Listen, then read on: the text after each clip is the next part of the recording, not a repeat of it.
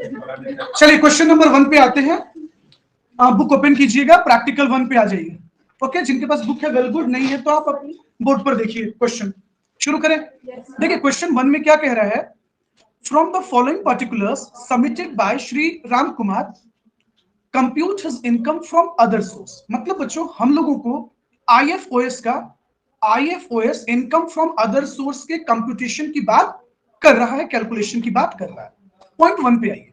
Point 1 पे क्या कह रहा है, कह रहा है as a director of X company, मतलब जो श्री राम कुमार है वो कोई कंपनी है एक्स लिमिटेड, वहां के डायरेक्टर हैं और वो रिसीव कर रहे हैं 12,000 per month as a salary and 1200 per month as entertainment allowance. Okay, entertainment allowance company provide him car for both official and personal use. Okay, जिसमें कह रहा है कि ये 50% एक्सपेंडिचर का कुछ डिटेल क्वेश्चंस में क्या किया है, दे रखा है। और ये क्वेश्चंस तो कंटिन्यू करते हैं। कहता है personal use is estimated to be 50%, मतलब कि 50% ये कार का पर्सनल यूज हो रहा है और एक्सपेंडिचर का डिटेल दिया हुआ है। चलो ठीक है, सब कुछ वेल गुड। अब जरा आप सोचो एक बार, ये जो मिस्टर एक्स है तो सोचिएगा प्रैक्टिकली, सॉरी मिस्टर एक्स कह रहे हैं, मिस्टर राम कुमार,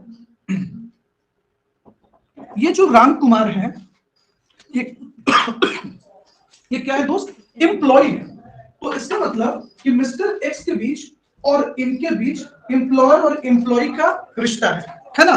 किसका रिश्ता है, एम्प्लॉयर एंड एम्प्लॉय का रिश्ता है। तो आप जानते हो ना यार कि कंपनी जो है, कंपनी क्या हो गई, कंपनी हो गई एम्प्लॉयर, है ना जी, एक्स लिमिटेड हो गया एम्प्लॉयर और मिस्टर राम कुमार हो गए एम्प्लॉय।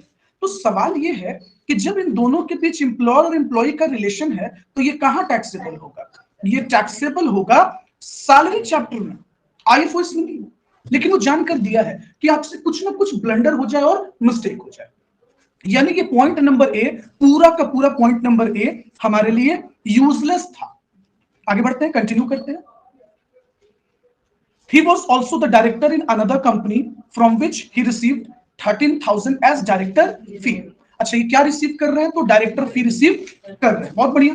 अच्छा चीज सोचिए, अगर ये इंसान डायरेक्टर फी रिसीव कर रहे हैं, इसका मतलब ये पार्ट टाइम डायरेक्टर है, part time director, PDT, part time director. तो इसका मतलब अगर ये वहां के एम्प्लॉय नहीं है तभी तो डायरेक्टर फी रिसीव कर रहे हैं, नहीं तो ये सैलरी रिसीव नहीं करते। इसका मतलब ये पार्ट टाइम डायरेक्टर, इसलिए इनको डायरेक्टर फी मिल रहा है। तो एम्प्लॉयर और एम्प्लॉय का रिलेशन नहीं है, तो ये अमाउंट कहां टैक्सेबल हो जाएगा, ये टैक्सेबल हो जाएगा आईएफओएस में, इनकम फ्रॉम अदर सोर्स में। तो ये 13,000 पूरा का पूरा हमारा कहां टैक्सेबल हो जाएगा, आईएफओएस। ऑल क्लियर, अगले पॉइंट पे आते हैं। फिर देखिए कहता है interest received on deposit with cooperative society, cooperative society bank, sorry. तो वो जिस तरह से नॉर्मल बैंक होता है आपका एसबीआई, आईसीआईसीआई, फलाना ढिकाना जो भी बैंक होते हैं, उसी तरह से ये भी अपना एक बैंक है। कौन सा बैंक है, कोऑपरेटिव बैंक। और कोऑपरेटिव बैंक से भाई साहब को क्या आ रहा है, इंटरेस्ट। अच्छा, चूंकि इनका ये बिजनेस तो है नहीं कहीं से भी पैसा रखना, कोई भी आदमी अपने सेविंग पार्ट को रखता है, तो ये जो भी इंटरेस्ट है ये इनका कहां चला जाएगा, income from other source. Salary में जाएगा ही नहीं, एचपी में जाएगा नहीं, पीजीबीपी में जाएगा नहीं, तो भाई कहां जाएगा, आईएफओएस में जाएगा। चलिए आगे चले, हाँ अगले पॉइंट पे आते हैं। नेक्स्ट पॉइंट पे कहता है dividend receive from foreign company. Sir dividend चाहे इंडियन कंपनी से मिले या डिविडेंड फॉरेन कंपनी से मिले, क्या मिस्टर एक्स का ये बिजनेस है क्या, शेयर्स खरीदना और शेयर्स बेचना? आंसर इज नो, बिजनेस तो है नहीं, यानी ये एज अ इन्वेस्टमेंट कर रहा है। इन्होंने फॉरेन कंपनी का शेयर्स लिया एज अ इन्वेस्टमेंट, तो ये कहां टैक्सेबल होगा, ये टैक्सेबल होगा आईएफओएस में, इनकम फ्रॉम अदर सोर्स में। Received winning from lottery. अब आप जानते हो कि हमने आपको साफ साफ पढ़ाया कि जो भी लॉटरी का इनकम होता है वो कैसा इनकम होता है, वो कैजुअल इनकम होता है ना। और ये सभी इनकम तकदीर और किस्मत से जीते जाते हैं। तो ये जो अमाउंट रिसीव्ड हुआ है, इसका मतलब ये नेट अमाउंट हुआ है, ऊपर जा रहा है ना, ऊपर जा रहा है ना। नहीं डांटेंगे, क्योंकि डांटेंगे तो वेस्टेज ऑफ टाइम, सिर्फ मेरा नहीं पूरे बैच का। लगातार क्लास छोड़ रहे हैं आप आईएफएस का। चलिए छोड़िए, पढ़ाई का क्या असर, पूरा जिंदगी पढ़ते रहेंगे। गर्लफ्रेंड का लिमिटेड टाइम रहता है, फिल्म का लिमिटेड टाइम है, तो बाद में तो फिर अपने पैसा पे तो ऐसे भी आदमी ना फिल्म देखता है और ना घुमाता फिराता है। तो पापा का पैसा है तो अपना जैसे उसको यूज करने का एक सर्टेन एज है तो ठीक है, उस पर कॉन्सेंट्रेट कीजिए, वो ज्यादा जरूरी है। हाँ, अगर आप बीमार है तो भी कोई नोटिफिकेशन नहीं देते कि आप बीमार हैं, आपकी तबियत खराब है, आप क्यों नहीं आ रहे, तो फंडामेंटली हम लोग एज्यूम कर लेंगे, जैसे हम लोग इंटरेस्ट ऑन सिक्योरिटी में एज्यूम करते हैं, नॉन कमेंट। अभी आने दीजिए उसको, देखिए ऊपर जाएगा टॉपिक, और हम इंटरप्ट भी नहीं करेंगे, आपका प्रॉब्लम है वो। चलिए, यही होगा, ज्यादा से ज्यादा आदमी अपना गलती हमेशा दूसरों पे टाल देता है, वक्त पे समय पे, तो आप हम टीचर पे डाल दीजिएगा, सर का गलती, कैसे पढ़ाते हैं समझ में नहीं आता है। खैर छोड़िए, कोई दिक्कत नहीं है, आगे चले। कैजुअल इनकम पे बात कर रहे थे, तो बच्चा तुम लोग को याद आया कि कैजुअल इनकम पे टीडीएस कितना लगता है? 30%। बहुत बढ़िया, तो टीडीएस लगता है 30%। तो मेरे भाई, इसका यह मतलब हुआ कि ये जो 24,500 रुपया हमें मिला है वो 70% मिला है, तो हमें क्या करना होगा? हाँ जी, इसको ग्रॉस अप करना होगा, यानी ये 24,500 रुपया 70 इंटू 70 डिवाइडेड बाई 100, क्योंकि ये 24,500 अपने आप में कितना परसेंट है? 70% है, और हमें क्या चाहिए? 100%। हमें इनकम मैंने कितना कमाया मुझे वो जानना है, ना कि मैंने कितना पैसा रिसीव किया। मुझे रिसीव से मतलब नहीं है, मैंने कमाया कितना उससे मतलब है। तो जरा कैलकुलेटर निकाला जाए तो देखते हैं कितना आता है। 24,500 इंटू 70 डिवाइडेड बाई 100 कितना आ गया दोस्त? अरे सॉरी, हाँ सॉरी, हमको 100% चाहिए ना, गलती हो गया। इंटू 100 डिवाइडेड बाई 70, 100% चाहिए, तो 24,500 इंटू 100 डिवाइडेड बाई 70, 35 ना। चलो, तो इसका मतलब हमने कमाया कितना? 35,000।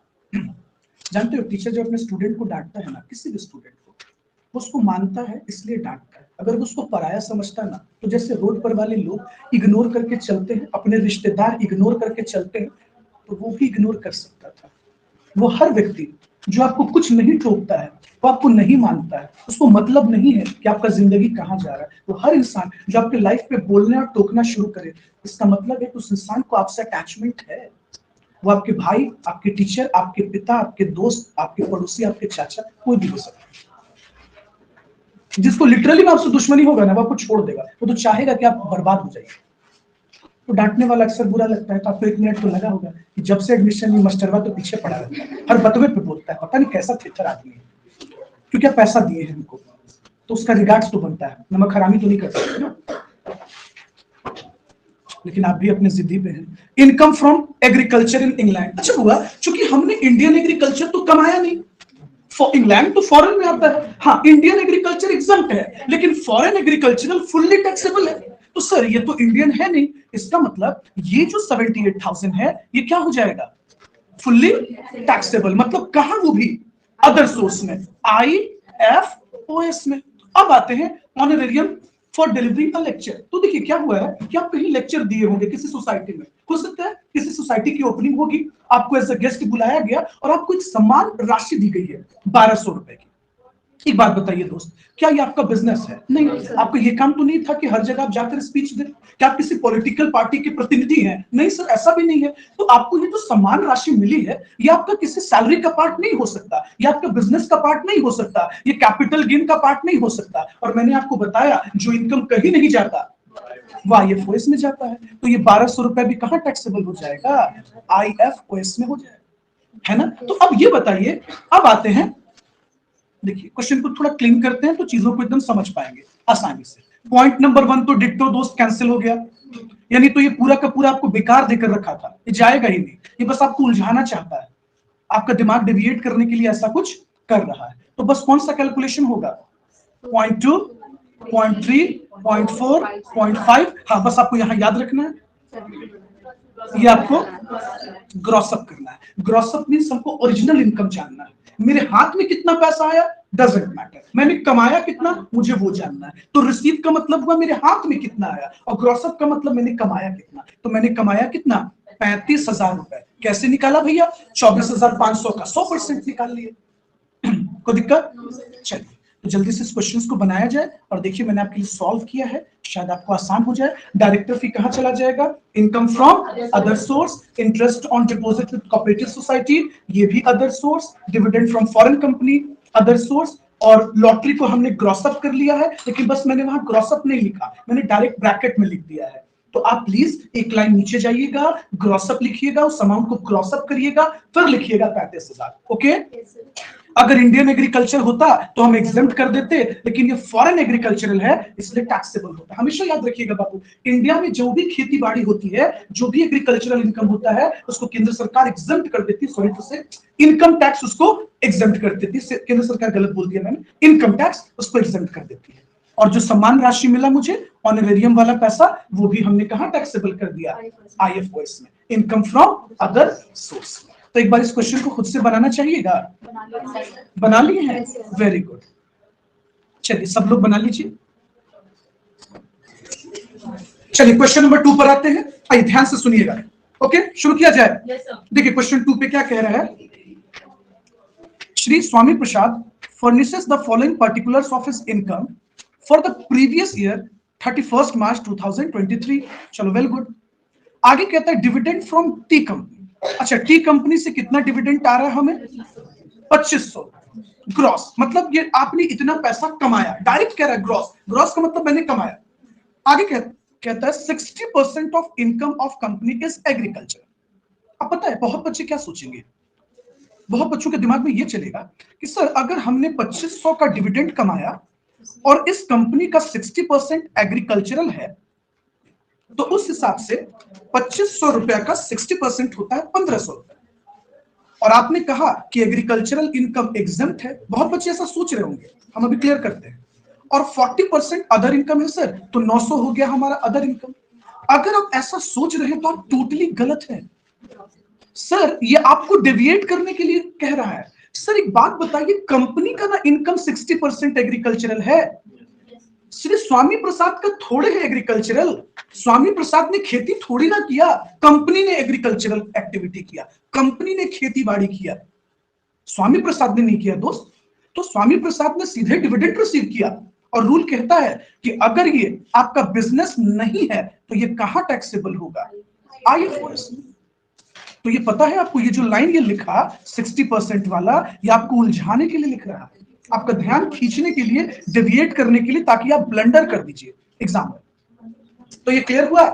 इसका मतलब ये 60% जो एग्रीकल्चरल की तरफ इशारा कर रहा है वो कंपनी का इनकम है सर, वो कंपनी समझेगी। स्वामी प्रसाद को उससे क्या मतलब? उन्होंने एग्रीकल्चरल इनकम कमाया? Answer is no. उन्होंने क्या कमाया? डिविडेंड कमाया। और डिविडेंड में दो चीजें हैं। अगर हम शेयर्स का बिजनेस करते हैं, जैसे कि एग्जांपल समझो, देखो ध्यान से सुनो। जैसे मान लो ये स्वामी प्रसाद जी हो गए, ठीक है, प्यारे से, छोटे से, क्यूट से। अगर इनका बिजनेस होता ना बच्चों, शेयर्स खरीदना और बेचना, और तब जब ये डिविडेंड रिसीव करते और इनका बिजनेस होता, तो ये टैक्सेबल हो जाता पीजीबीपी में, प्रॉफिट और gain from business and profession वाले हेड में।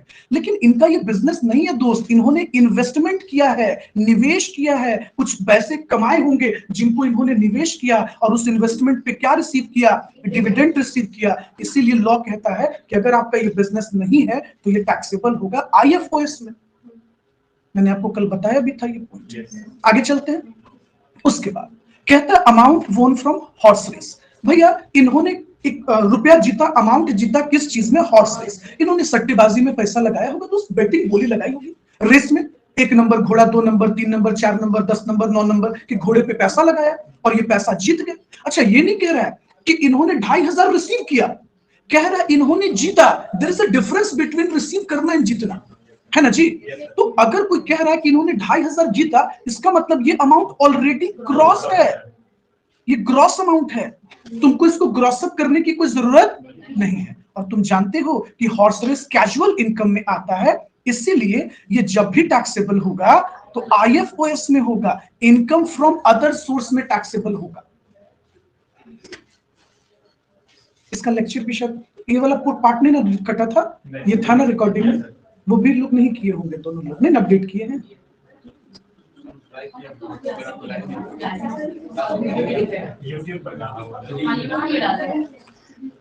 ग्रुप का मैसेज पढ़ते हैं, पढ़ते होते तो अभी बात नहीं होगी।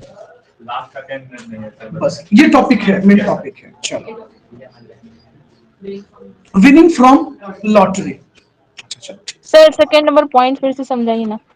विनिंग फ्रॉम लॉटरी लॉटरी से हमने पैसा जीता। हम ये थोड़े कह रहे हैं कि श्री स्वामी प्रसाद ने 62,500 रुपया कमाया, विनिंग किया, जीता, मतलब ये अमाउंट ऑलरेडी अपने आप में क्या है दोस्त, ग्रॉस फिगर है, मतलब ये अमाउंट अपने आप में 100% है। और जो इनकम 100% होता है उसको दोबारा 100% नहीं करते मेरे भाई, तो ये कहां टैक्सेबल हो जाएगा, IFOS में टैक्सेबल।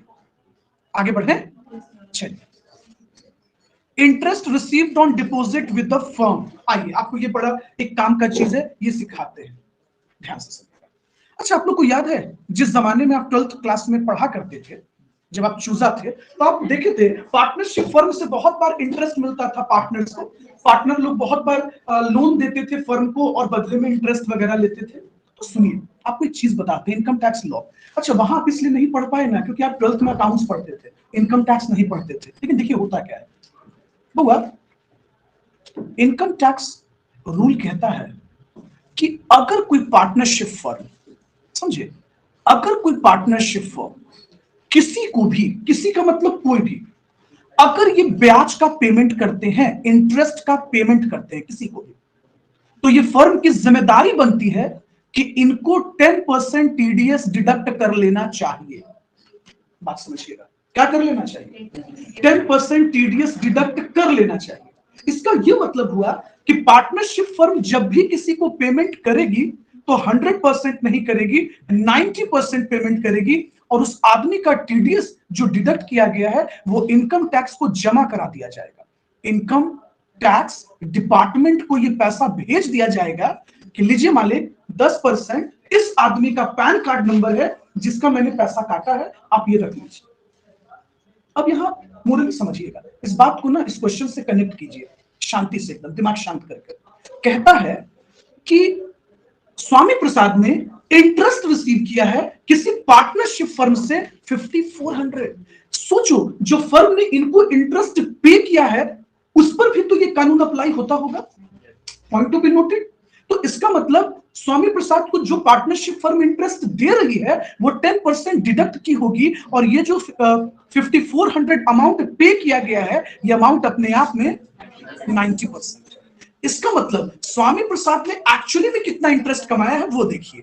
तो जब हम इनका एक्चुअल में इंटरेस्ट निकालेंगे तो हमको निकालना होगा 100% इंटू 100 डिवाइडेड बाय 90, क्योंकि ये 5400 अपने आप में 90% अमाउंट है। तो इसका मतलब स्वामी प्रसाद जी ने पैसा कमाया कितना, 6000। दोस्त, हम ये नहीं कैलकुलेट कर रहे हैं कि उनके पास कितना पैसा बचा, इनकम टैक्स ने हमको जिम्मेदारी दी है कि उस इंसान ने कमाया कितना। तो वो उन्होंने 5400 नहीं कमाया, उन्होंने कमाया है 6000। ये उनका बैड लक रहा कि as per the income tax law 10% TDS cut गया, लेकिन कमाए तो तुम उतना ना। चले, इसीलिए हम लोग जब 12th में पढ़ते थे तो बहुत इंटरेस्ट का मैटर आता था, पार्टनरशिप फर्म इंटरेस्ट लेती थी, देती भी थी, सब कुछ होता था। लेकिन वहां चूंकि अकाउंट्स में TDS अप्लाई नहीं होता, इसलिए आपको उस समय नहीं पढ़ाया गया ये सब बातें, जरूरत ही नहीं थी अकाउंट्स में, अकाउंट्स में TDS का कॉन्सेप्ट ही नहीं। आगे बढ़े, कोई दिक्कत? चलिए फिर आगे आते हैं। Sir, dividend receive from cooperative society. Sir, dividend आया है, डिविडेंड अपने आप में एक तरह का इनकम है, और इनकम है तो लगता है क्या इनकम टैक्स छोड़ देगी? Answer is no. कहां टैक्सेबल होगा? IFOS में। Very good. उसके बाद देखिएगा, income from non agricultural land, खेती वाला जमीन है नहीं। अच्छा, खेती वाली जमीन से भी मैटर नहीं करता, खेती वाली जमीन से, खेती से इनकम भी तो होना चाहिए। सोचिए ना, आपके पास 4 बीघा जमीन है खेती वाली, उस पर कोई आकर मेला लगाया है और मेला का आपको रेंट दे रहा है, तो उसको हम एग्रीकल्चरल कहेंगे। मेला क्या खेती होता है जी? एग्जाम्पल लीजिए ना, हाजीपुर मेला, इसको प्रैक्टिकली समझते हैं। मान लीजिए हाजीपुर में जो मेला लगता है, पशु मेला, अगर वो जमीन आपकी होती, इमेजिन करते हैं वो पूरी जमीन आपकी होती, उस पर मेला लगता, और वो जमीन खेती वाली है, काल्पनिक इमेजिनेशन क्रिएट करते हैं, और सब लोग, जो लोग आए, अपना दुकान लगाया, मार्केट लगाया, वो सब लोग आपको कुछ राशि देकर गए 1 महीने का, तो क्या हम उसको एग्रीकल्चरल कह देंगे? अरे एग्रीकल्चरल जमीन पे एग्रीकल्चरल जब तक नहीं होगा तब तक वो एग्रीकल्चरल नहीं कहलाता है, और यहां तो साफ कह रहा है नॉन एग्रीकल्चरल है, तो कहां चला जाएगा? IFOS में, है ना? IFOS में। आगे चले, फर्दर देखिए क्या कहता है। कहता है स्वामी प्रसाद का ये फलाना फलाना ठिकाना ठिकाना खर्चा लगा। आइए पढ़ते हैं। कहता है bank commission 100 rupees for collecting dividend. आपको याद है, मैंने लास्ट क्लास में ही आपको बताया था कि एक ही एक्सपेंस बस अलाउड किया गया है, वो भी इंटरेस्ट ऑन लोन। कोई और एक्सपेंस अलाउड नहीं है, तो आप उसी हिसाब से ले लो। बैंक कमीशन इंटरेस्ट में तो आता नहीं है, इसका मतलब ये हम लेस नहीं कर पाएंगे और ये लेस नहीं हो सकता है। बस एक ही चीज लेस हो सकता है, इंटरेस्ट ऑन लोन। तो आपको पता है स्वामी प्रसाद ये भी कहीं ना कहीं से लोन उठाए हैं, और लोन उठाकर क्या किया है, शेयर्स खरीदा है, और ब्याज कितना भर रहे हैं, 800। आपको कुछ याद है, हमने आपको कल या परसों शायद ये टॉपिक बताया था कि देखो भाई, हम एक्सपेंस तो लेस कर सकते हैं लेकिन पूरा नहीं। 20% of dividend income, DI, DI मतलब डिविडेंड इनकम, और जो हम इंटरेस्ट पे करते हैं, जो हम ब्याज पे करते हैं, विच इज लेस। तो आप सोचो ना, हमने डिविडेंड कितना कमाया, हमने नहीं, स्वामी प्रसाद जी ने कितना कमाया, 2500। क्या पूरा 2500 लेस हो सकता है? Answer is no. 20% निकालो, 2500 का 20%, 500 ये हो गया। और इन्होंने इंटरेस्ट कितना पे किया है, 800। इनकम टैक्स क्या बोलती है, हम लेस तो करने देंगे लेकिन जो सबसे छोटा होगा, तो सबसे छोटा फिगर कौन सा है, 500। तो लेस कितना हो जाएगा, 500। वेरी गुड, कोई दिक्कत? उसके बाद देखिए, स्वामी प्रसाद जी ने लॉटरी का टिकट खरीदा, कितने में, 2000 में। हमने आपको कुछ पढ़ाया था, हमने आपको बताया था ना, कैजुअल इनकम के किसी भी एक्सपेंस को लेस करने का परमिशन नहीं है। उस हिसाब से क्या ये लॉटरी वाले खर्च लेस होंगे? Answer is no. क्या ये क्वेश्चन आपको क्लियर हुआ? ठीक है, देखिए हमने आपको जस्ट अभी समझाया था ना कि पूरा का पूरा जो डिविडेंड है वो हमारा टैक्सेबल होगा। हमको फर्क नहीं पड़ता कि कंपनी खेती कर रही है कि क्या कर रही है। एग्जांपल लो ना बाबू, जैसे पतंजलि, अगर एक आदमी पतंजलि का शेयर्स परचेज किया है, उसको इस बात से थोड़े मतलब है कि पतंजलि पैसा कहां से कमा रही है, खेती से, एग्रीकल्चरल या non agricultural, doesn't matter. Okay, अभी जस्ट मैंने आपको पार्टनरशिप फर्म का रूल पढ़ाया, कितना परसेंट टीडीएस कटता है, 10%। हॉर्स रेस का कोई एक्सपेंस लेस होगा? नहीं सर, आपने परसों भी पढ़ाया कि कैजुअल इनकम का कोई भी एक्सपेंस डिडक्टेबल नहीं होता। चलो, और डिविडेंड का क्या होगा, 20% ऑफ डिविडेंड इनकम और interest paid which is less. तो बस फर्क कितना है बाबू, हम यहां डायरेक्ट नहीं लेस कर लास्ट में लेस कर दिए। आंसर पे कोई फर्क नहीं पड़ता, पहले घटाओ या बाद में घटाओ, बस घटा दो सर। चलो बना लो, लीजिए, नहीं है। आइए बच्चा लोग क्वेश्चन नंबर 3 पर आते हैं। Question number 3, practical 3। देखिए कहता है, from the following particulars of Shri Maheshwari है फॉर द असेसमेंट ईयर 23-24। अच्छा हुआ, अगर असेसमेंट ईयर 23-24 कोई कह रहा है शशि, इसका मतलब वो बात कर रहा प्रीवियस ईयर 22-23 की कमाई पर। आगे बढ़े, ग्राउंड रेंट, ग्राउंड रेंट आया है 5000। अच्छा ग्राउंड रेंट समझिए, इनके पास कोई खाली जमीन है, हो सकता है लोग आते होंगे, अपना गाड़ी पार्क कर देते होंगे और कुछ महीने का चार्ज इनको दे देते होंगे। हो सकता है दोस्त कि कोई सब्जी वाले भैया आते होंगे और इनके जमीन पे थोड़ा बहुत अपना मंडी हाट लगाया और इनको कुछ पैसा दे देते होंगे। तो क्या ये इनका बिजनेस है यार? Answer is no. तो जब ये बिजनेस नहीं है तो ये कहां टैक्सेबल होगा, आईएफओएस में, इनकम फ्रॉम अदर सोर्स। आगे बढ़े। अच्छा जो नहीं पढ़े वो रिकॉल कीजिए कि अगर किसी भी आदमी को किसी जमीन से भाड़ा आ जाए, आप ही देखिए ना, मान लीजिए आपका खाली जमीन है, एग्जांपल लीजिएगा, ओके, और एक टेंट वाले भैया हैं या उनका मैरिज हॉल है, तो जब जब उनके यहाँ बुकिंग होता है वो आपसे कहते हैं कि हम लोग आपका जमीन यूज कर लें, जो भी लोग आएंगे वो पार्किंग में वहां गाड़ी लगा लेंगे, और वो आपको ना हर एक बुकिंग पे मान लीजिए 1500 या 1000 रुपया दे देते हैं। दोस्त उनका ना बिजनेस है मैरिज हॉल चलाना, आपका बिजनेस थोड़े है, आपके लिए तो ये एक्स्ट्रा पैसा हो गया, तो ये कहां चला जाएगा, आईएफओएस में। आगे चलते हैं, सुनिए, एफडी पर, फिक्स डिपॉजिट पर इन्होंने कितना इंटरेस्ट रिसीव किया। अब तुम कभी सुने हो कि किसी का बिजनेस है, वो बोला हो कि भैया हम पैसा बैंक में रखते हैं, मेरा ही बिजनेस है, डिपॉजिट करते हैं, पैसा रखते हैं, रोज निकालने जाते हैं। ऐसा नहीं होता सर। तो जब ये हमारा बिजनेस है ही नहीं तो ये कहां टैक्सेबल होगा, आईएफओएस में, इनकम फ्रॉम अदर सोर्स। अब आते हैं पोस्ट ऑफिस से, पोस्ट ऑफिस सेविंग अकाउंट से कितना इंटरेस्ट आया, 300। अच्छा हम एक चीज आपको बताते हैं, एक रूल है छुपा हुआ।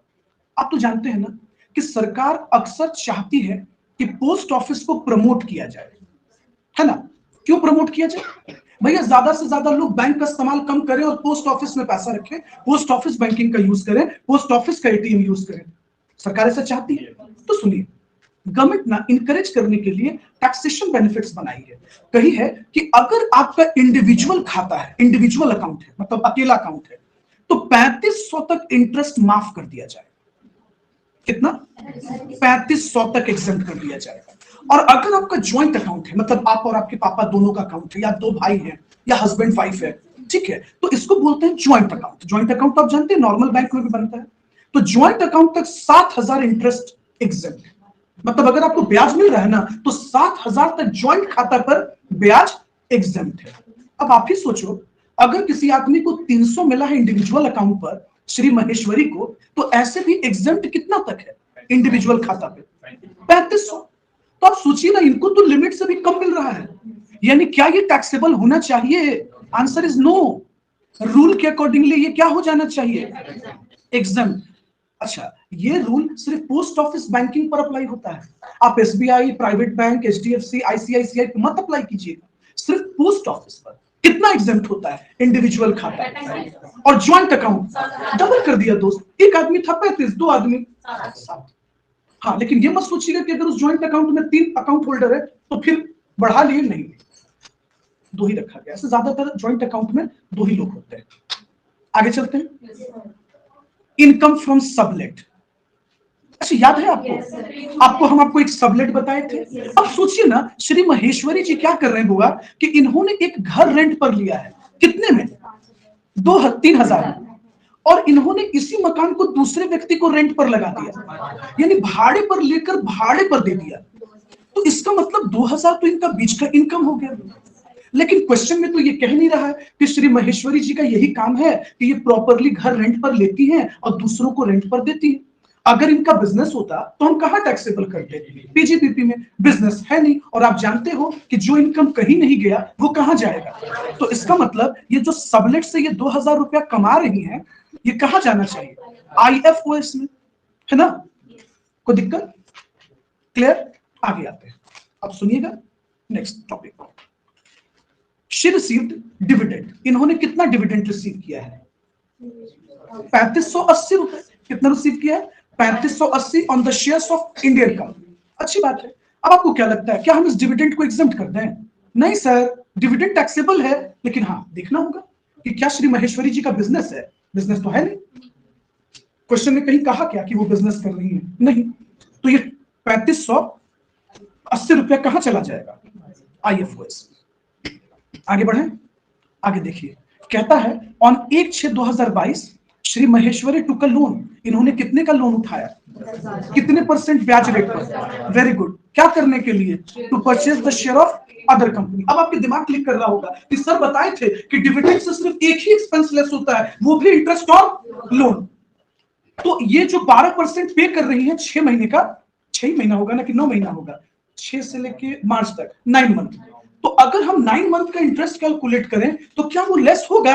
Answer is no. पूछिए क्यों? सर, ये लोन से तो वो कोई और कंपनी का डिविडेंड ले रही है, और ये जो 3500 रुपया है, ये देखिएगा 3580, ये तो किसी और कंपनी का है। 3580 के डिविडेंड के लिए उन्होंने लोन नहीं लिया है। कितने अच्छे से आपको परेशान कर दिया ना इस क्वेश्चन में। कोई बच्चा अच्छे से नहीं पढ़ेगा, उसको याद आएगा सर कहे थे इंटरेस्ट ऑन लोन लेस होता है 20% ऑफ डिविडेंड इनकम और इंटरेस्ट व्हिचएवर इज लेस। वो इस फॉर्मूला पे बिठा देगा। लेकिन उसको ये भी तो देखना चाहिए कि क्या लोन इस डिविडेंड के लिए लिया गया था? नहीं, किसी और के लिए। और उस कंपनी ने तो डिविडेंड दिया ही नहीं इनको अभी तक, है ना? कोई दिक्कत? देखिए ना, यहां आपको क्लियर भी कर दिया, no dividend was received on these shares during the year. यानी जिस कंपनी के लिए तुम लोन लिए शेयर खरीदने के लिए, उस कंपनी ने तुमको अभी तक डिविडेंड नहीं दिया है। तो इंटरेस्ट लेस करने की बात सोचना भी मत, क्योंकि जब इनकम नहीं आया तो खर्च कैसे घटेगा? ताली दोनों हाथ से बचेगी। तुम इनकम दिखाओ, इनकम टैक्स तुमको खर्च घटाने के लिए परमिशन दे देगा। आगे देखिए, आगे कहता है कि इन्होंने बैंक कमीशन। अच्छा, आपको उलझाने का कोई मौका ही नहीं छोड़ रहा।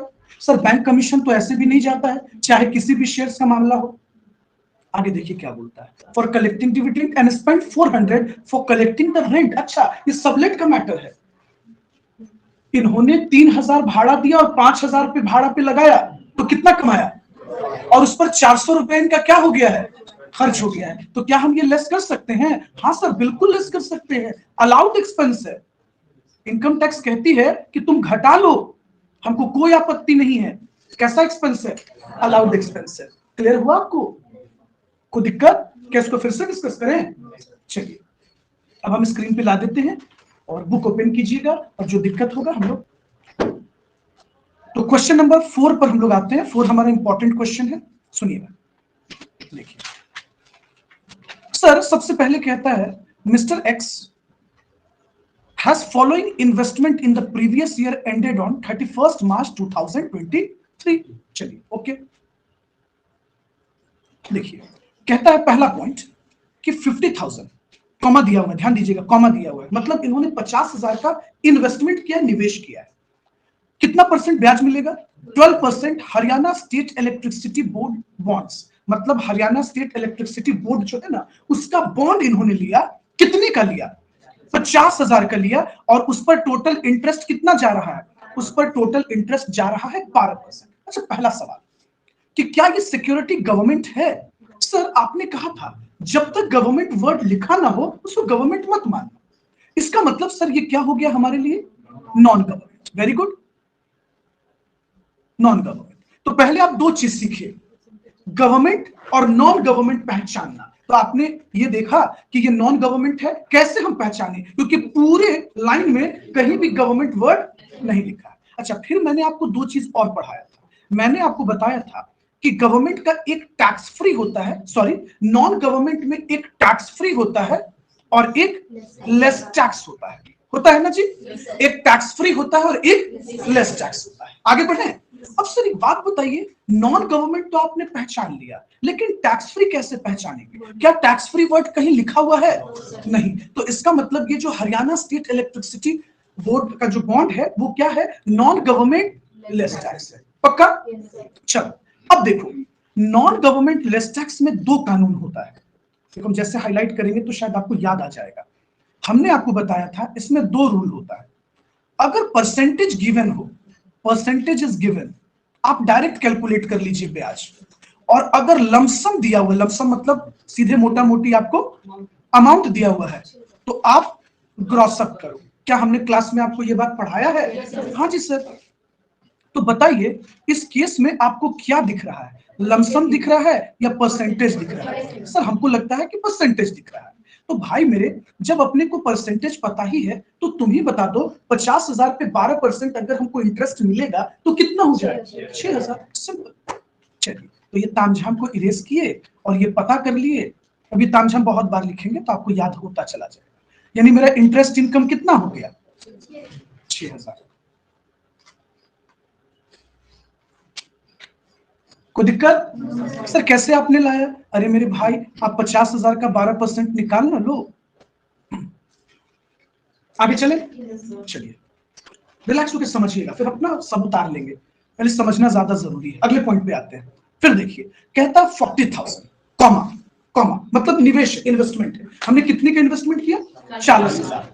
कहां इन्वेस्टमेंट किया? तो इलाहाबाद डेवलपमेंट बॉन्ड में। ठीक है, इलाहाबाद डेवलपमेंट अथॉरिटी होगी जिसका इन्होंने बॉन्ड लिया है। अच्छा, इस पर इनको ब्याज कितना मिलेगा? 13% मिलेगा। अब पहला सवाल, सर आपने सिखाया था कि सबसे पहले ये आइडेंटिफाई करना सीखो कि ये गवर्नमेंट है कि नॉन गवर्नमेंट। दोस्त, क्या आपको गवर्नमेंट वर्ड दिख रहा है कहीं भी? तो इसका मतलब इलाहाबाद डेवलपमेंट बॉन्ड क्या है? नॉन गवर्नमेंट है। पहला पॉइंट क्लियर कर लिए। फिर मैंने आपको सिखाया था कि नॉन गवर्नमेंट में दो बातें होती हैं, टैक्स फ्री और एक लेस टैक्स। टैक्स फ्री का पहचान ये था कि अगर टैक्स फ्री वर्ड लिखा है तो क्या टैक्स फ्री वर्ड है? हमको तो नहीं दिख रहा है दोस्त, तो इसको कहां ले जाएंगे आप? Less tax. अच्छा, लेस टैक्स में हमने आपको दो रूल पढ़ाया था। इफ परसेंटेज इज गिवन, आप डायरेक्ट कैलकुलेट कर लीजिए, और अगर लमसम दिया हुआ है, आपको सीधे इंटरेस्ट दिया हुआ है, आप ग्रॉस अप करो। तो सर यहाँ परसेंटेज दिया हुआ है 40,000 का 13% कितना हो जाएगा? 5200। भैया मेरे, मिस्टर एक्स ने 5200 रुपया यहां कमा लिया, यानी 6,000 इस पर कमाया और 5200 इस पर कमाया, कोई दिक्कत? अब आते हैं family pension. Sir family pension बिल्कुल अदर सोर्स में जाता है, इसमें कोई दोहराई नहीं है, आपने बताया भी था दादाजी के देहांत के बाद जब दादी पेंशन रिसीव कर रही है तो फैमिली पेंशन कहलाएगा। लेकिन इस क्वेश्चन में क्लॉज है, बताते हैं क्या। इस क्वेश्चन में साफ साफ पहले ही कह दिया है कि बउआ रे हमको ना बस इनकम फ्रॉम सिक्योरिटीज निकाल कर दो। तो जब कुछ साफ साफ कह दे रहा है कि हमको सिर्फ सिक्योरिटीज का इनकम चाहिए, तो फिर क्यों फैमिली पेंशन में जा रहे हो? अब देखो क्या होगा, अगर कोई बच्चा क्वेश्चन को बिना पढ़े पूरा रीड किए बनाना फिर जाएगा, वो आदमी कैलकुलेट करेगा और फैमिली पेंशन को लिख देगा, तो पता चला कि इनकम फ्रॉम अदर सोर्स आ जाएगा। जबकि इस क्वेश्चन में आपसे पूरा अदर सोर्स नहीं पूछा, सिर्फ एक ही चीज पूछा। क्या पूछा? इंटरेस्ट ऑन सिक्योरिटीज पूछा। डन? आगे बढ़े। चलिए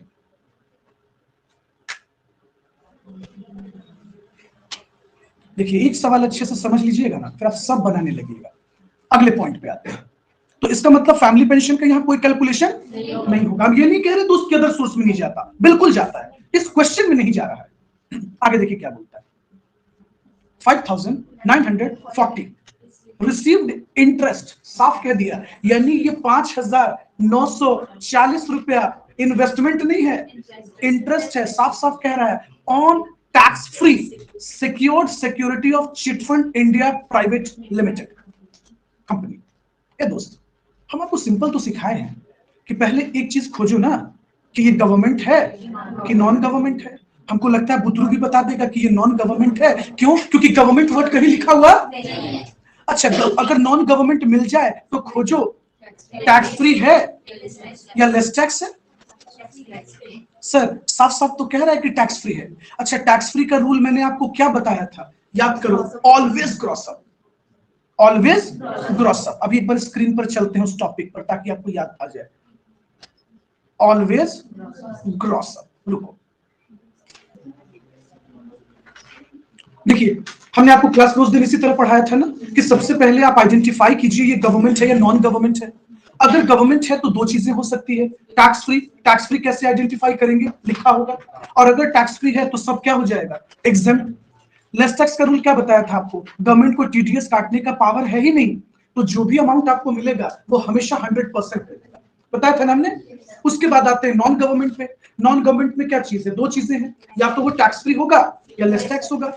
टैक्स फ्री में देखिए टैक्सेबल भी है, ऐसा नहीं कि माफ है, टैक्सेबल भी है, और टीडीएस हमेशा अप्लाई होता है। तो मोरल ऑफ द स्टोरी, आपको जब भी पैसा मिलेगा वो 90% ही मिलेगा, क्योंकि टीडीएस तो हर हाल में कटना है, क्योंकि रूल कहता है कि टीडीएस काटो ही तुम। लेस टैक्स में दो बातें थी, अगर परसेंटेज दिया है आप डायरेक्ट कैलकुलेट करो। आप याद करो, अभी हम दोनों पॉइंट को पहला और दूसरा डायरेक्ट कैलकुलेट किए थे ना, और लमसम अभी तक कुछ मिला ही नहीं, वो मिलेगा आगे आगे।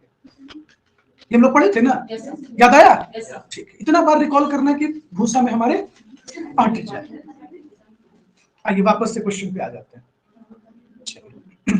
चले आगे, आइए इस पे कंटिन्यू करते हैं। तो सर अभी जस्ट आपने बताया कि अगर नॉन गवर्नमेंट का टैक्स फ्री है तो रूल कहता है always gross up, always gross up. Sir क्यों ग्रॉस अप करना है? क्योंकि इन पे टीडीएस मैंडेटरी है, ये हर हाल में 10% टीडीएस आपको काट के ही पैसा देंगे। तो सोचो जरा, अब इमेजिन करो, तुम थोड़ा सा मैथमेटिकल इमेजिनेशन लाओ, मैथमेटिकल इमेजिनेशन लाने की कोशिश करो कि ये जो 5940 रुपया मिला है, अगर टीडीएस के बाद मिला है तो ये पैसा अपने आप में कितना परसेंट है, 90%। तो 90% को कहां पहुंचा देते हैं, 100% पे। तो 5940 into 100% divided by 90। Very good, यानी कि मिस्टर एक्स ने ये टैक्स फ्री सिक्योर्ड चिटफंड पे पैसा कितना कमाया है, 6600 रुपया कमाया। अलग बात है कि इनके हाथ में आया है 5940 टीडीएस कटने के बाद, लेकिन इन्होंने कमाया कितना। दोस्त इनकम टैक्स को ये नहीं मतलब है कि तुम्हारे पास पैसा कितना पहुंचा, तुम कमाए कितना, हमको ये बताओ। तुमको वही जानना था, यानी हमको ग्रॉस फिगर जानना है, नेट फिगर नहीं जानना। जा रहा है कुछ दिमाग में? पक्का? चलो, ऐसे एग्जाम में भी पहले दिमाग शांत करना, याद करना, ये हुआ तो ये होगा, ये हुआ, ये होगा, और टच वुड। क्या हो गया? दुनिया का कोई भी क्वेश्चन आपको उठा के प्रोफेशनल आईपीसीसी का भी अभी मॉड्यूल्स आपको दे देंगे ना, उतना छोड़ दीजिए। अभी जहां पीडीएफ लाए ना, उसके बगल में एक बुक था, अभी आपको उसका क्वेश्चन बदला देंगे, आप बना दीजिएगा। होता क्या है, आप अपना बुक पढ़े हैं कि नहीं? जब आप रटने का कोशिश करते हैं ना, पूरा एकदम लंबा चौड़ा, आपके बुक में भी लिखा हुआ 2.5 पेज में, इस पूरे 2.5 पेज का कंक्लूजन सिर्फ 2.5 लाइन का है। सर लंबा चौड़ा पढ़ना मतलब बेवकूफी है सर, किताबें पढ़े जा रहे हैं अननेसेसरी, वैसे एग्जाम नहीं निकलता सर। स्मार्ट स्टडी, प्रोफेशनल में भी वो बच्चा सबसे ज्यादा फेल होता है जो बस रट्टा मारे हुआ है, मेहनत की हुआ है। स्मार्ट मेहनत कीजिए, कम से कम समय में चीजों को समझिए और रिवाइज करके निकलिए। 10 बार क्यों पढ़िएगा जी? ऐसे थोड़ा रिवाइज किया जाता है। रिवीजन करते समय क्वेश्चन रखे, इसमें ये कॉन्सेप्ट है, खुद के दिमाग में वो चीज रिपीट किए।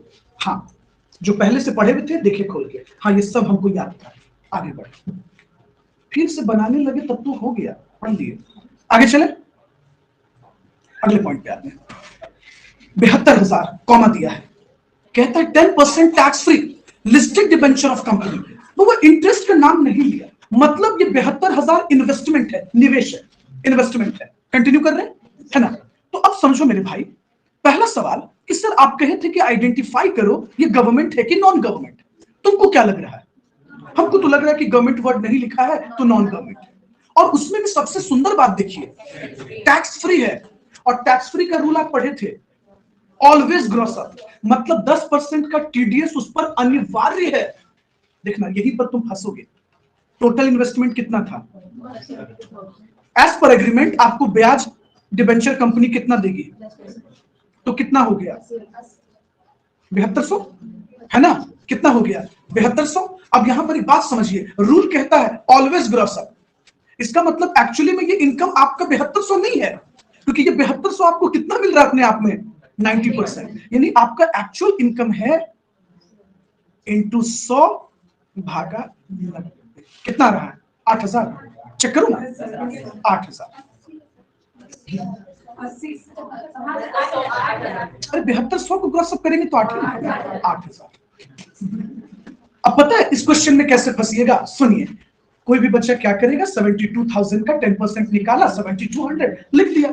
अरे आप रूल रिकॉल करो ना, हम आपको रूल बार बार पढ़ा रहे हैं कि इनकम टैक्स साफ साफ कहता है कि नॉन गवर्नमेंट टैक्स फ्री पे टीडीएस काट के रहेंगे हम, मर्सी है ही नहीं। चलो वापस से देखो, तुम लोग को तो बस, हाँ देखो सरकार क्या बोलती है टैक्स फ्री के केस में। आप ये वाला पोर्शन देखना, ये वाला पोर्शन देखिए, ये वाला पोर्शन क्या बोलती है, कितना परसेंट टीडीएस अप्लाई है? तो दोस्त इसका मतलब 7200 जो हमको मिला वो 90% ही मिला।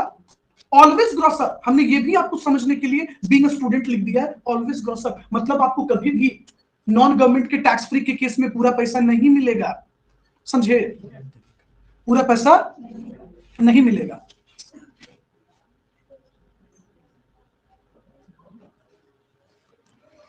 आगे चले, ऑल क्लियर?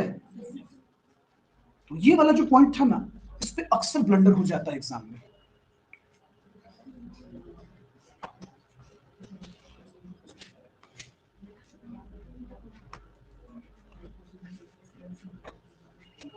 आगे बढ़ जाए दोस्त, तो क्या करेंगे हम लोग? पहले 7200 निकालेंगे, फिर उसको ग्रॉस अप करेंगे। आज हम इसको इरेज करते हैं, खिंचे पीछे जगह नहीं है।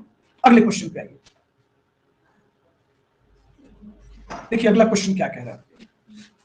अगला पॉइंट कहता है 50,000 इन्वेस्टमेंट है, 12% गोवा डेवलपमेंट अथॉरिटी। आप इसको कहां रखना चाहिएगा? हमको लगता है नॉन गवर्नमेंट, है ना? नॉन गवर्नमेंट, अच्छा नॉन गवर्नमेंट में भी कहां रखना चाहिएगा?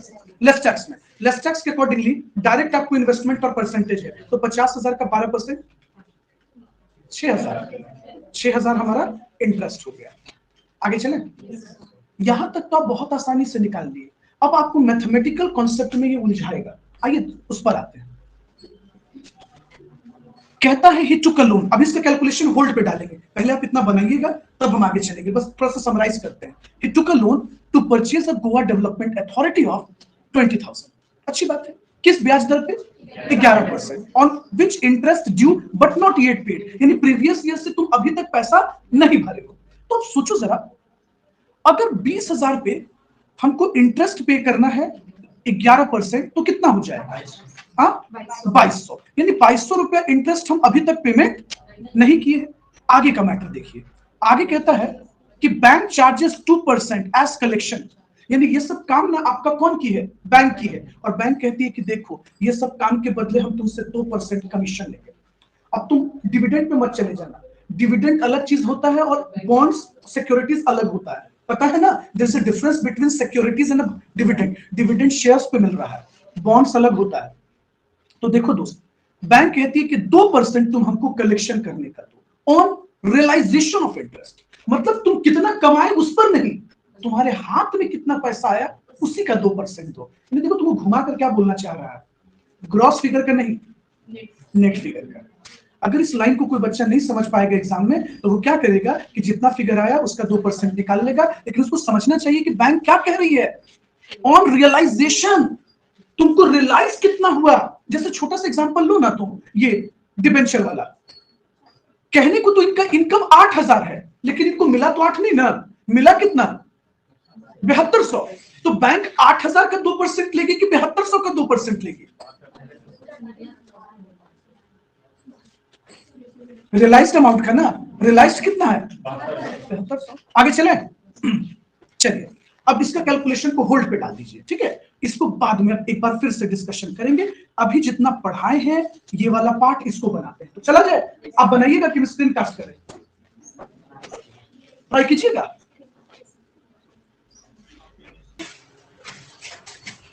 चलिए कैलकुलेशन करना शुरू कीजिए। तो देखिए हमने एक बार फिर से यहां पर एक एक चीज को क्लियर लिख दिया है। हाँ, कुछ शॉर्ट फॉर्म यूज कर लिए हैं, HSEB, वो हाँ हरियाणा स्टेट इलेक्ट्रिसिटी, वो लाइन से ना थोड़ा सा आगे निकल रहा था। वैसे भी कहावत है, टंगली पकड़ के पीछे खींच दो, उसको पीछे कर दिए। और प्लीज अगर नहीं कुछ समझ में आएगा तो पूछिएगा, ये नहीं कि बस उतार लिए, तो सीखना भी है।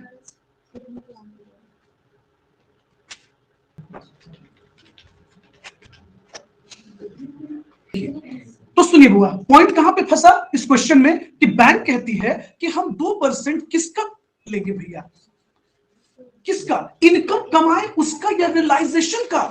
तो पहले इसको हिंदी में समझने की कोशिश कीजिए। रियलाइज्ड फिगर दोस्त, देखिए कमाना और रिसीव करना दो अलग बात है। जैसे आप देखिए ना, हम लोग अगर 10 केजी गेहूं पिसवाने ले जाते हैं तो वो आटा कभी भी 10 केजी मिला है? नो। मिल में क्या बोलता है कि कुछ आटा जलता है हीट में, है ना? हमेशा पूरा 10 केजी गेहूं देते हैं तो 10 केजी आटा नहीं देता है, कम मिलता है। आप मसाला पिसवाने ले जाओ ना, 5 केजी हल्दी ले जाओ, आपको पूरा 5 केजी नहीं मिलेगा, बोलेगा कि कुछ जल गया मशीन में। और फैक्ट है, सच में जलता है, वेस्ट भी होता है वो। तो कहने का ये मतलब यार कि बैंक कह रही है कि हम 2% कमीशन लेंगे। रिलैक्स होकर समझ लीजिए, नहीं तो एग्जाम में आप ब्लंडर कर दीजिएगा, क्योंकि अगर चेंज कर दिया ना पॉइंट, तो कहीं ना आप एक ही बात पकड़ के बैठे रहिए। देखिए अगर क्वेश्चन में ये कहता है कि बैंक 2% इनकम का लेगी, तब तो भैया सीधे हम क्या करते, उठाते और इसका 2% निकाल लेते। लेकिन क्वेश्चन में साफ कह रहा है कि बैंक कह रही है कि भैया हम 2% रियलाइजेशन का लेंगे।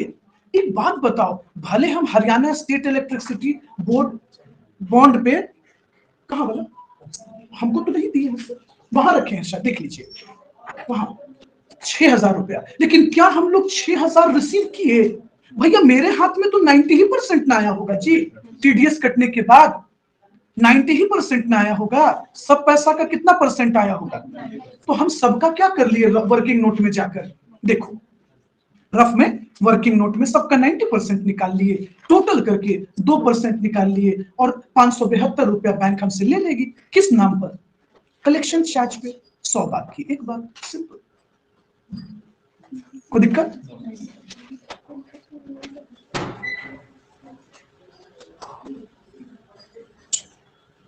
इसमें सर जो एक्चुअल रिसीव किया उसका 2% लग रहा है। हाँ हाँ, एक्चुअल रिसीव, इसलिए तो वर्ड लिखा है रियलाइजेशन। रियलाइज वर्ड का पहले हिंदी समझिए अकाउंट्स में। याद नहीं है जब आप डिसोल्यूशन ऑफ पार्टनरशिप भी पढ़े थे तो वहां लिखता था रियलाइजेशन, मतलब ये कितने में बिका। भले मशीन 1 लाख का मैटर नहीं करता, अगर बेच के 2 रुपया आया है तो उसका रियलाइज वैल्यू 2 ही रुपए न लेंगे। वही बात है, रियलाइज का हमको 2% देना है। चलिए बच्चा लोग क्वेश्चन नंबर 5 पे आते हैं। कहता है mister x, a resident individual submits the following particulars। ठीक है भैया, तो कहता है इनको रॉयल्टी इनकम आ रहा है कोल माइन से। अब सोचिए होगा, ये जो रॉयल्टी है इनका कोई बिजनेस तो है नहीं, ये कोल इंडिया का ना बिजनेस होगा, जो कोयला निकाल रहा है उसका ना बिजनेस होगा, मिस्टर एक्स का थोड़ी है। तो ये कहां टैक्सेबल हो जाएगा? आईएफओएस में इनकम फ्रॉम अदर सोर्स। उसके बाद कहता है एग्रीकल्चरल इनकम इन पाकिस्तान। अच्छा, यहां दो बातें देखिएगा, एग्रीकल्चरल इनकम में बाबू दो पॉइंट है। अगर इनकम इंडियन है, सुनिएगा, अगर एग्रीकल्चरल इनकम इंडियन है तो गवर्नमेंट कहती है कि इंडियन एग्रीकल्चरल इनकम एग्जेम्प्ट, हम आपको भी पहले भी डिस्कस किए थोड़ा देर पहले। और अगर बहुआ फॉरेन एग्रीकल्चरल रहा, फॉरेन एग्रीकल्चरल इनकम मतलब दुनिया के किसी और देश से एग्रीकल्चरल इनकम अगर हमारे यहां कोई आ रहा है कमाकर, तो ये फुल्ली टैक्सेबल है। तो सवाल ये हुआ दोस्त कि उस हिसाब से ये एग्रीकल्चरल इसलिए नहीं एग्जेम्प्ट हुआ क्योंकि ये फॉरेन एग्रीकल्चरल है, तो इसको हमको क्या कर देना होगा? टैक्सेबल करना होगा। अब सवाल है कि कहां टैक्सेबल करना होगा? आईएफओएस। आगे चले, next, salary of part time job with a firm. वो जब कोई कह दे रहा है कि उसको सैलरी मिल रही है, तो भैया सैलरी में ना टैक्सेबल होगा जी। यानी ये किस हेड में टैक्सेबल होगा? ये सैलरी हेड में टैक्सेबल होगा। तो सर ये दिया क्यों? जानकर दिया कि आप कोई ब्लंडर और मिस्टेक कीजिए और इसको धुन में लिख बैठिए, यानी ये कहीं नहीं जाएगा। इस लाइन को कट कर लिया जाए, ये कहीं नहीं जाएगा। अब आते हैं next, salary for the member of parliament. अब ये खेल गया आपसे। अब सुनिए, अब फिर कोई बच्चा धुन में ये सोचेगा, देखिए सैलरी चैप्टर पे आपको ले चलेंगे, शायद याद आ जाए आपको। हम आपको ये क्लियर बताए थे कि पॉलिटिकल पार्टी और रिप्रेजेंटेशन एक्ट में कहा जाता है कि जो मिनिस्टर्स होते हैं, एमएलए होते हैं, शॉर्ट में लिखते हैं, एमएलए हैं, एमपी है या एमएलसीज हैं, ये लोग पब्लिक के, जनता के प्रतिनिधि हैं, रिप्रेजेंटेटिव। ये कहते हैं कि सरकारी नौकर नहीं है, मतलब हम सरकार के लिए काम नहीं कर रहे हैं। तो कहने का मतलब कि गवर्नमेंट के बीच और नेता लोग के बीच एम्प्लॉयर का और एम्प्लॉय का रिश्ता है ही नहीं। तो सैलरी होने के बाद भी ये सैलरी में इसलिए नहीं जा सकता क्योंकि सैलरी में टैक्सेबल होने का पहला कंडीशन है कि एम्प्लॉयर और एम्प्लॉय का रिश्ता होना चाहिए। और political party and representation act, ये कानून है। देखिए, political party and representation act की अकॉर्डिंगली सरकार के बीच और नेता लोग के बीच एम्प्लॉयर और एम्प्लॉय का रिश्ता, ये जनता के प्रतिनिधि माने जाते हैं। अलग बात है कि वोट लेने के बाद जो है फिर कोई नहीं आता 5 साल तक दोबारा मुंह दिखाने, लेकिन जो कानून में लिखा हुआ है कि ये जनता के रिप्रेजेंटेटिव है, ये पब्लिक को रिप्रेजेंट करते हैं, यानी ये सरकारी नौकर नहीं है, ये जनता के नौकर। लेकिन अलग बात है कि जनता को कुटियो देता है, एग्जाम लगा हो तब पब्लिक को रुका दिया जाता है जब तक कि नेता सीएम लोग पार ना कर जाए। खैर चलिए तो एम्प्लॉयर और एम्प्लॉय का रिलेशनशिप एग्जिस्ट नहीं करता है, इसीलिए ये सैलरी में नहीं जाएगा। कहां जाएगा? आईएफओएस। अब याद कीजिए, तो सैलरी पढ़ते समय हम लोग इस बात का थोड़ा सा चर्चा किए थे। चलिए, अलग बात है कि पूरे सैलरी में इसका इस्तेमाल नहीं हुआ था, आकर इस्तेमाल हो गया अदर सोर्स में। अगले पॉइंट पे आए, डेली अलाउंस एज एमपी। चला जाए, चलिए। तो एमपी का ये डेली अलाउंस का मुद्दा आपको पता है? सुनिए, हाँ, अच्छा, डेली अलाउंस का सीन ऐसा है ना कि मिनिस्टर्स लोगों का कहना है कि देखिए सर, रोज पार्लियामेंट आने और पार्लियामेंट जाने में, तो जब भी सेशन होती है, सेशन, अगर इसको लोग स्टैंडर्ड भाषा में बात करें तो सेशन अटेंड करने में ही सब पैसा खत्म हो जाता है, पेट्रोल वट्रोल का। होगा नहीं, अकेले जाओगे तब ना, 10 गाड़ी जो टांग के ले जाते हो तो जो पैसा बर्बाद होगा नहीं। तो इन लोग कहते हैं कि जितना भी आप डेली अलाउंस देते हैं वो सब एग्जम्प्ट हो जाता, मतलब सॉरी, सब खर्च हो जाता है। तो जब खर्च हो जाता है तो टैक्सेबल क्यों कीजिएगा? आपको पता है नेता लोग खुद लॉ मेकर है, ये तो एक एक्सक्यूज है, वो तो चाहते तो बिना एक्सप्लेनेशन दिए माफ करा लेते। जैसे डोनेशन का रूल है, आप डोनेशन कभी भी नहीं पूछ सकते सरकार से, आपको अधिकार ही नहीं दिया गया है, संवैधानिक तरीके से छीन लिया गया है। अभी नया जो अमेंडमेंट आया है ना, उसमें बोला गया कि किसी भी पब्लिक को नहीं बताया जाएगा कि चंदा कहां से आया है। पब्लिक का राइट नहीं है। पहले था, आप पहले आरटीआई लगा के पूछ लेते। एग्जाम्पल, किसी पार्टी के पास अगर 5,500 करोड़ रुपया है तो कौन चंदा दिया, हमको जानना है, क्योंकि पब्लिक सोचती है इतना पैसा कहां से आ रहा है, कोई ना कोई बिजनेसमैन दे रहा है, और जो बिजनेसमैन दे रहा है वो जनता का इनडायरेक्टली क्लास लगाएगा। तो पैसे कहां से पाएंगे, फिर आपसे ही आएंगे ना घूम फिर के। तो समझिए, आते हैं वापस से मुद्दे पे। तो डेली अलाउंस जो है ये क्या है, खर्च हो गया, तो उसके अकॉर्डिंगली ये पैसा क्या हो गया, एग्जम्प्ट हो गया। क्या हो गया, एग्जम्प्ट। लेकिन एक बात और समझिए, सर ये एग्जम्प्ट किस हेड में होगा, आईएफओएस में? नो सर, ये क्या नाटक है, सैलरी में। सर सैलरी अदर सोर्स में, और डीए सैलरी में, वो भी एग्जम्प्ट। हाँ जी। अब सोचो ना, पढ़ किसके बारे में रहे हो, नेता लोग के बारे में। तो उम्मीद रखो भी मत कि जो मैटर होगा वो सीधा हो सकता है। टेढ़ा आदमी के बारे में पढ़िए रहे हो तो मुद्दा टेढ़ा ही ना रहेगा। चलो, अच्छा, सबसे ज्यादा इनको दिक्कत है नेता लोग को पब्लिक के पैसा से। फॉर एग्जाम्पल, हम लोग का तो पब्लिक का तो पेंशन बंदे करा दिया ये लोग 2004 के बाद। जिसको नौकरी हुआ है केंद्र सरकार और राष्ट्रीय पेंशन मिलेगा नहीं। और ये लोग एक बार भी अगर जीत गया है, सत्ता में आ गया है, किसी भी पॉलिटिकल पार्टी का मैटर नहीं करता, लाइफ टाइम इन लोग को पेंशन मिलेगा जब तक कि समूह ना जाए। बताइए तो आप, ये गलत नहीं है? पब्लिक को भी दे दीजिए, हम लोग भी, क्योंकि जो नेशनल इनकम जनरेट होता है दोस्त, उसमें सबसे बड़ा कंट्रीब्यूशन तो पब्लिक का ही होता है। आम आदमी, अच्छा गरीब भी तो टैक्स दे रहा है, आप ये नहीं कह सकते कि वो नहीं दे रहा है। आप भी तो दे रहे स्टूडेंट फेज में, हर चीज जो खरीदते हैं उस पर इनडायरेक्ट टैक्स नहीं जा रहा है, गुड्स और सर्विसेज पर। सिंपल एग्जांपल, कोचिंग भरता है तो कोचिंग आपसे फी में जोड़कर लेता है ना, जा ही ना रहा है सर। आप डायरेक्ट नहीं देते हैं इनकम टैक्स, आप इनडायरेक्ट टैक्स पे करते हैं। जिस दिन कमाइएगा उस दिन डायरेक्ट दीजिएगा। लेकिन जब आप जॉब कीजिएगा सेंट्रल गवर्नमेंट से जुड़ के, तो भैया नौकरी किए, सैलरी लो, छूटो, रिटायर हो गए तो आई नहीं छूटेंगे। जब तक इनका टुटवा चलता रहेगा, मतलब सांस, तब तक ही पेंशन लेंगे। यही अजीब है।